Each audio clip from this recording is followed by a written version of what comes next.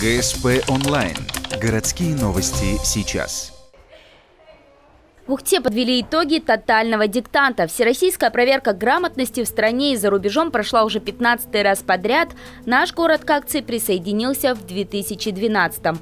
Год от года ухтинцы демонстрируют все лучшее знание в великом и могучем. 6 лет назад среди написавших было всего 2 отличника. Сейчас их в разы больше. Растет и количество площадок проведения диктанта. В 2019-м они были организованы не только в образовательных учреждениях традиционно, но и исправительных колониях.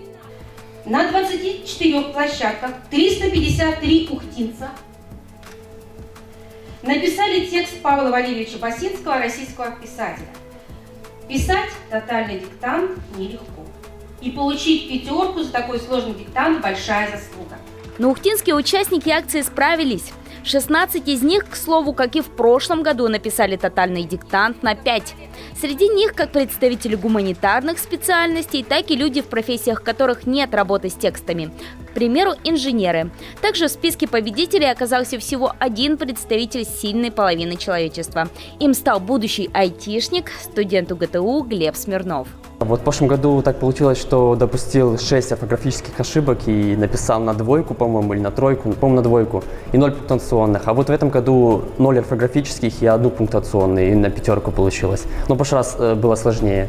Я считаю, что такие акции нужно проводить, и я обязательно буду дальше принимать участие, даже если не буду в Ухте же и в других городах тоже. И очень хорошо, что эта акция проводится по всему миру, и не только в России можно написать. Примечательно, что в России тотальный диктант могли написать и представители других стран мира. Для них был создан специальный тест-труд, включавший в себя 10 заданий на знание русского языка и небольшую часть отрывка текста, который писали все остальные. В Ухте прошедших этот тест оказалось 13 человек. Все они также студенты университета, приехавшие из таких стран, как Индия, Зимбабве и Непал.